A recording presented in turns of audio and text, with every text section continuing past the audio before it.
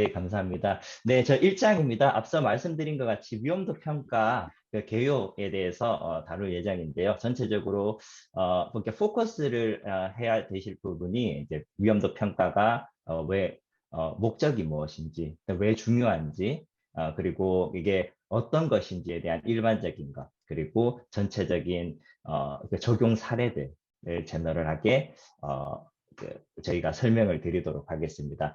말씀드린 것처럼 사실 교육을 받으시는 피교육생 분들께서 백그라운드가 좀 다양하신 걸로 알고 있습니다. 그래서 저희 강의가 어떤 분들에게는 조금 생소하고 낯선 부분이 분명히 있을 것 같아요. 그렇지만 저희가 조금 어려운 용어들이라든지 어떤 설명이 너무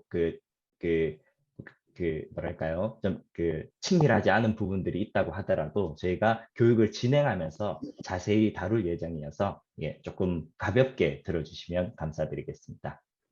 네, 그리고 저희 세션이 이제 세 가지로 나눠져 있습니다. 보시는 바와 같이 섹션 1, 2, 3로 되어 있는데 각 세션에 저희 연구원들이 한 챕터씩 맡아서 설명을 드리도록 하겠습니다. 감사합니다. 자, 장하영 연구원부터 시작하도록 하겠습니다. 네, 안녕하세요. 저는 스트라스클라이드 대학의 장하영이라고 합니다. 첫 번째로 제가 오늘 나눠드릴 내용은 위험도 평가, 즉 리스크 어세스먼트의 필요성에 대해서 지난 해상 사고의 역사와 트렌드를 통해서 제가 살펴보면서 알려드리려고 합니다.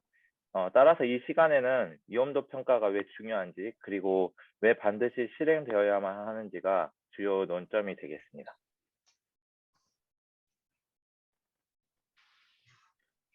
먼저 과거 전 세계적으로 해상 사고가 얼마나 많이 지속적으로 발생했는지를 보시겠습니다.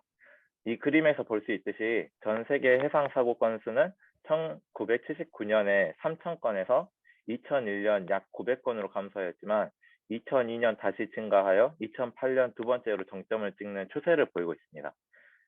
종합적으로 지난 36년간 총 해상 사고 수가 약 6만 건, 연간 평균 약 2만 건이고 매년 약 2,000명 정도의 선원이 지금 목숨을 잃고 있는 추세를 보이고 있습니다. 그래서 이처럼 해상에서 발생하는 사고는 거대한 인명과 재산 피해를 가져오는 큰 재앙인데도 불구하고 끊임없이 계속되어 오고 있음을 이 그래프를 통해서 알 수 있습니다.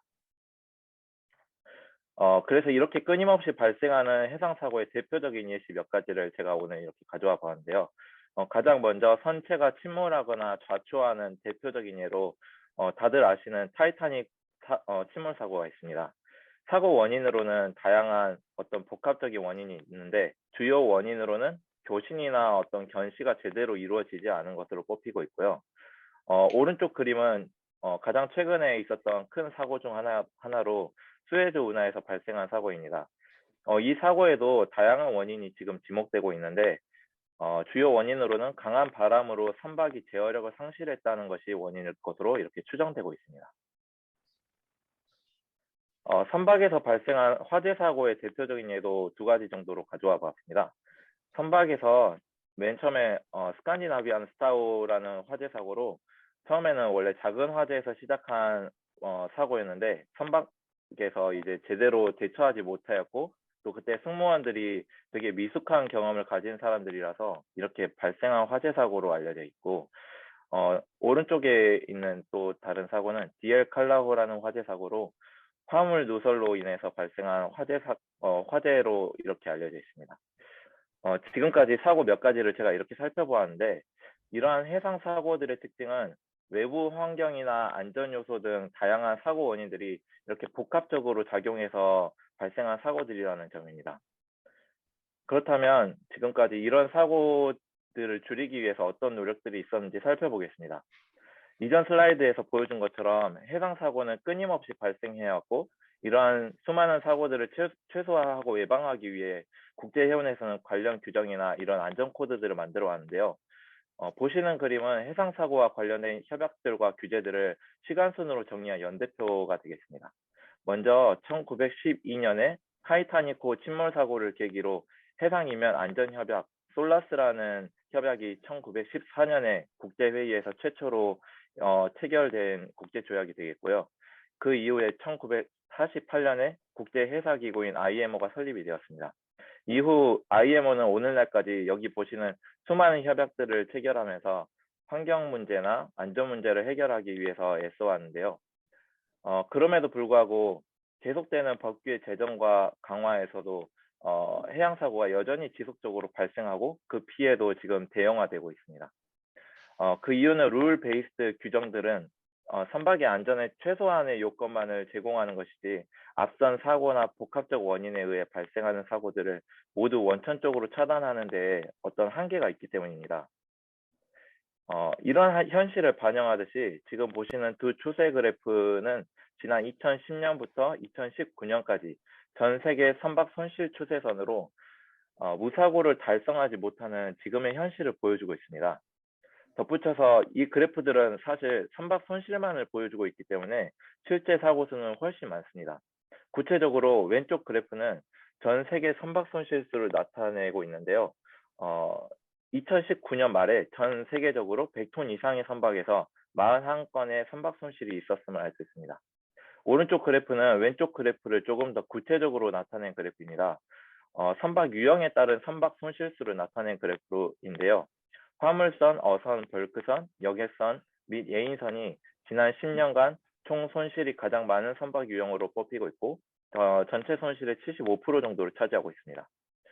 이 두 그래프들을 통해서 알 수 있는 것은 수많은 해상 사고들을 예방하기 위해 앞에 말씀드렸던 관련 규정과 안전 협약들을 만들었음에도 불구하고 모든 안전을 100% 담보할 수 없다는 사실을 아주 잘 드러낸 현 상황이라고 볼 수 있겠습니다. 제가 앞 슬라이드에서는 선박 손실만을 드러낸 그래프를 보여드렸는데요. 여기는 2019년 선박 손실을 비롯한 전체 사고 건수를 나타낸 다이어그램을 함께 보시겠습니다. 이러한 해상 사고의 주요 원인으로 지금 제일 먼저 나와 있는 게 기기 손상과 이상으로 1044건으로 가장 많은 빈도수를 차지하고 있습니다.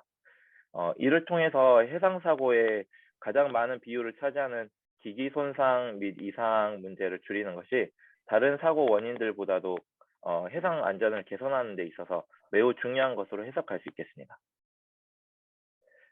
그렇다면 지금 다가오는 선박의 미래는 어떨까요?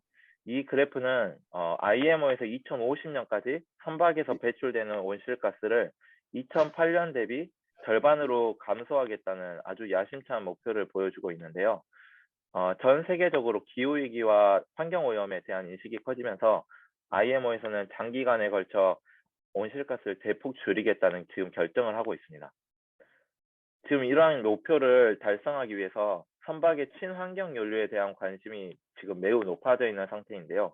지금 이 그림은 2018년부터 2050년까지 IMO에서 예상한 선박에서 사용될 에너지 및 혼합 연료 사용량 시나리오가 되겠습니다.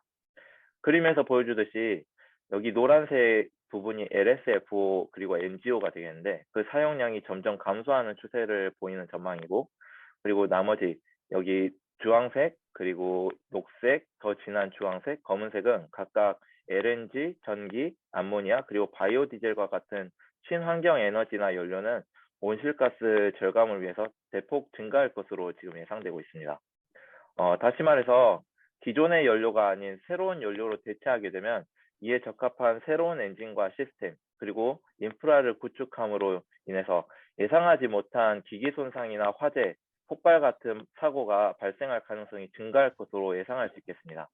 제가 앞에서 말씀드렸듯이 기기 손상이나 이상 문제는 선박 사고에서 가장 주요한 원인으로 분석되고 있기 때문에 더 다양하고 복잡해질 지금 미래 친환경 선박뿐만이 아니라 앞으로 개발할 암모니아 추진 선박과도 직결되는 문제라고 볼 수 있겠습니다. 그렇다면 이런 친환경 선박 대체 연료들의 특성은 어떠한지 살펴보겠습니다. 다음 표는 이러한 친환경 선박 대체 연료들의 특성을 잘 나타내고 있는 표인데요. 가연성과 독성 안전 기준을 통과하지 못하는 친환경 연료들의 어떤 한계를 보여줍니다. 예를 들어서 액화 천연가스나 수소는 인화점이 매우 낮은 연료이기 때문에 폭발할 수 있는 가능성이 매우 높습니다. 또 암모니아는 유독성을 가진 물질이기 때문에 인체에 유해한 영향을 미칠 수도 있습니다.